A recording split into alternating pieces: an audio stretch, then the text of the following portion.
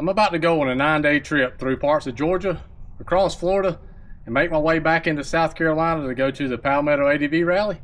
So I'm going to show you all the steps I take to prepare my bike for that kind of trip. So stay tuned.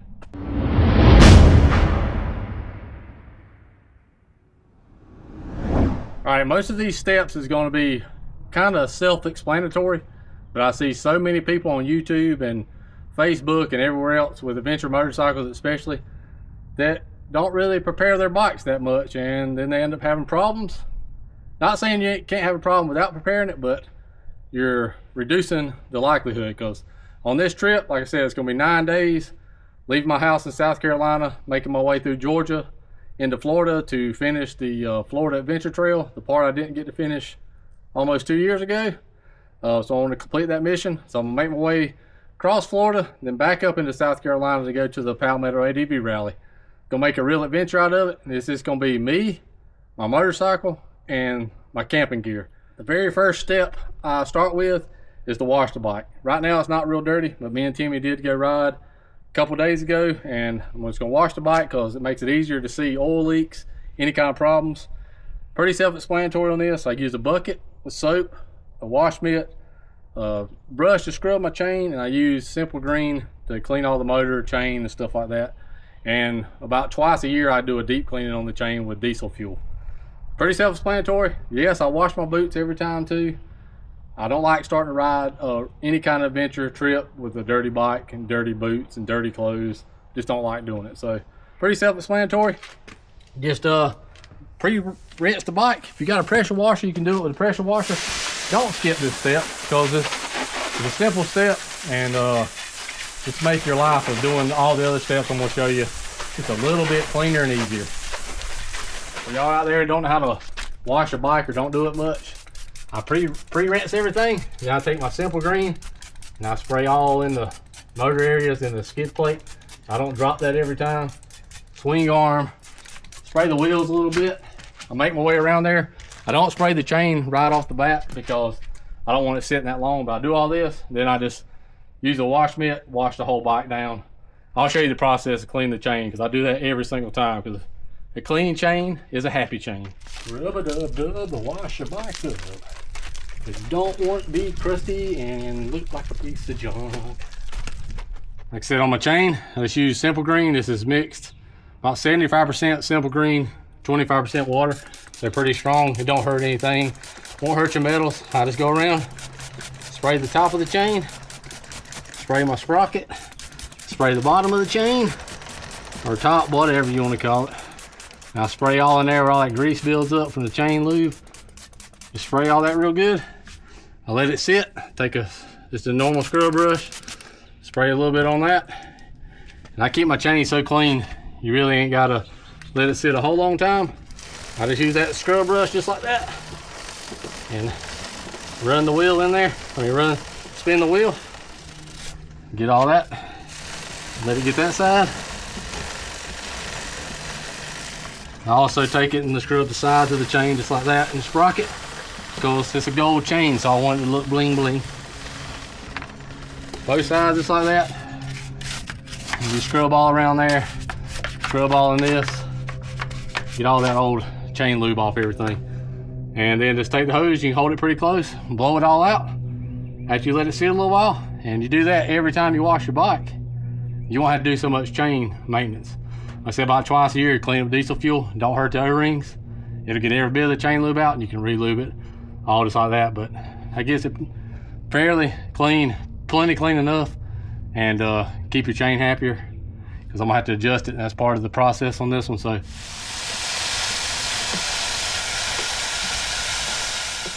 all right, after you get everything washed up and bling back up, I let it dry a little bit because I don't like water dripping all over me. Usually I would use my leaf blower to blow it off just to speed up that process, but pretty warm out here today, ain't no big deal.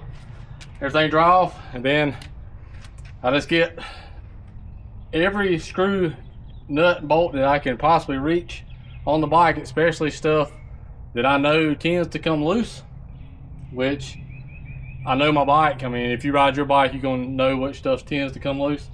But on a big trail like this, I nut and bolt, what I call nut and bolt everything on the bike. Just check over it. All that's going to be different per what kind of bike you ride, but go over the whole bike, nut and bolts, all the shroud bolts, especially your brake pedals, shift, your brake pedal, clutch levers, all that stuff, front brake lever, shifter, because the shifter tends to come loose on this bike because they got a little 8mm bolts in there, don't know why. Just check everything, and that way you ain't got to worry about bolts working their way loose or be missing when you need them the most, which is out on the trail. And I'm going to throw a little bit of shade right here. All these big adventure bike channels, and I do air quotes because we all know about that, at least I do. These bigger adventure bike channels, they don't take care of their stuff. They don't. People go to them channels for advice, but they're not really going on adventure trips, and they're not showing you really what you need to do to make your stuff as reliable as possible out there in the middle of nowhere. Because some of these places got cell phone service, some of them don't, especially if y'all riding out west.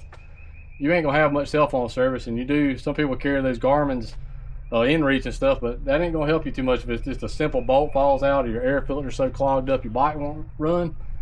It's a real important thing, which is adjusting your chain and making sure that starts out right when you start a trip, because it's gonna be about 1,500 miles and about half of that off-road.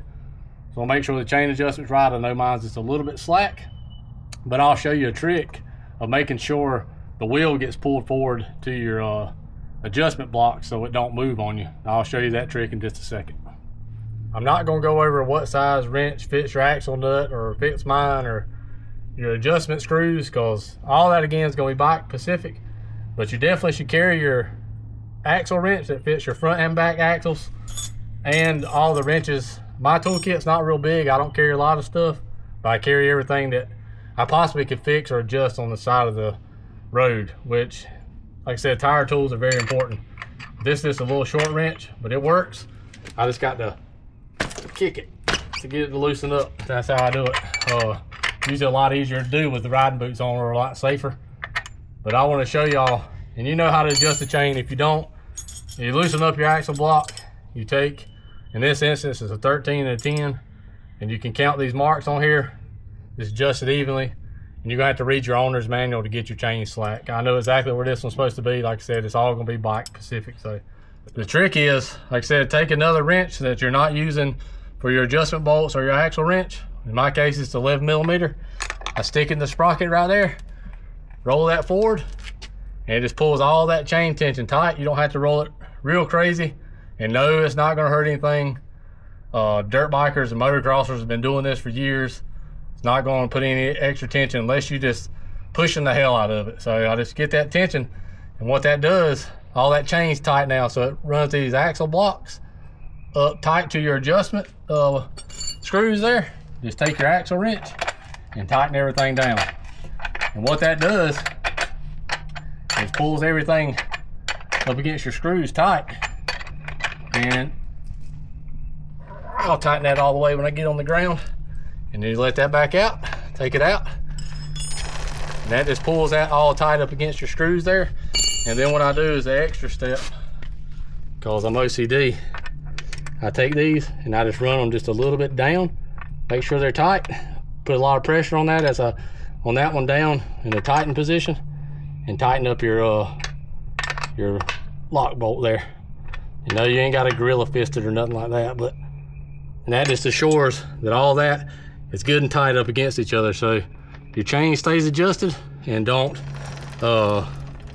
hop forward and chain go loose as soon as you tighten everything back up. So it's a little YouTube pro tip from the bearded grump. Just kidding. Something else I do, and mainly because this is an older bike and it tends to go down a little bit more than something like my V-Strom did, I check the oil before I take off on a trip to make sure it's up to the level. I just changed the oil on this like about 800 to 1,000 miles ago, so I'm pretty sure it's good. But I check my oil and I check my coolant level, which my coolant level is just a tad low right now. I top all that up, make sure the oil level's right before I take off, because you want the bike to run as cool as possible. Which this bike tends to run the hotter side, but you want the bike to run cool, and you want to make sure you got enough oil in it.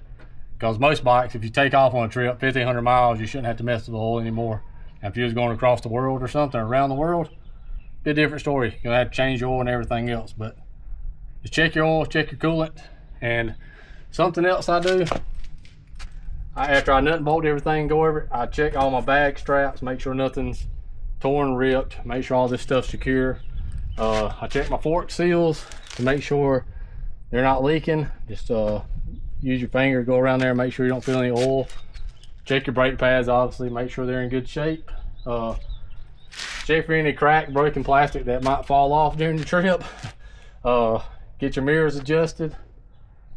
It's pretty much it. It's not a huge list, but you want to just check over everything and make sure the bike is going to be as sound as humanly possible, because like I said, you just don't want something simple as a bolt backing out that can mess your whole day up or possibly kill you, because it could lock up the wheel. I mean, there's a lot of things it could do, and I ain't saying it could happen. It could happen regardless if you check the bike like crazy or not. But maintenance is key. Cleanliness is next to godliness.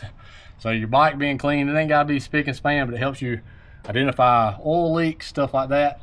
I know my air filter is good, so I'm not gonna go into that checking, but that's something that a lot of people, especially on bikes that are hard to check. I've seen some, again, bigger YouTubers that pull their air filters out and they look absolutely horrible because they never check that stuff. I check mine. Mine's a little bit aggravating to get to, but it's got to take this one piece off, but I do check it. You're gonna have to replace that if you're riding a lot of dirt. I'd say about 15,000 miles, about all you're gonna get out of it, maybe less if you're riding a lot of dusty conditions or you're riding behind people all the time. But keep your bike up, and if you take care of it, it'll hopefully take care of you. And thank you to Rick Stewart, the SC Motor Lawyer, for sponsoring this video and sponsoring this channel, because he's one of the main reasons why this trip through Florida and all this stuff, this big 9-day adventure, is going to be possible to the Palmetto ATV Rally. So thank you, Rick Stewart. So if y'all ever involved in a motorcycle accident, then he'll be the man you need to call if you're in the state of South Carolina. So call Rick Stewart, the SC Motor Lawyer, at 1-855-GET-MOTO. But that's pretty much it for this video. Like I said, not a huge list. Just figured it'd be helpful to some people out there, and I think it needs to be said. You take care of your bike, it'll take care of you. You need to prepare for these bigger trips, even weekend trips. You just don't, you want to go out there and have fun, ride your motorcycle, do some camping. You don't want to have to be worried about your bike falling apart. So that's pretty much it for this video. Hope it helps a little bit. Hopefully by the time you're all watching this, I'll be on my journey and having some fun out in Florida, one of my favorite states, and just sightseeing, getting to ride in some restricted areas. It's going to be a lot of fun, and going to the Palmetto ATV Rally and supporting that as well. Should be a good time. But as always, appreciate y'all watching. If you hadn't already, hammer the shit out of that subscribe button and that notification bell wherever it's at. I get confused which side it's on, so you'll be alerted when new content comes out. Follow along with us, and just want to say thank y'all. At 11,000 subscribers now, can't thank y'all enough. So subscribe, let's keep going. 20,000 is the next goal. Let's get after it. So appreciate y'all. See y'all in the next one.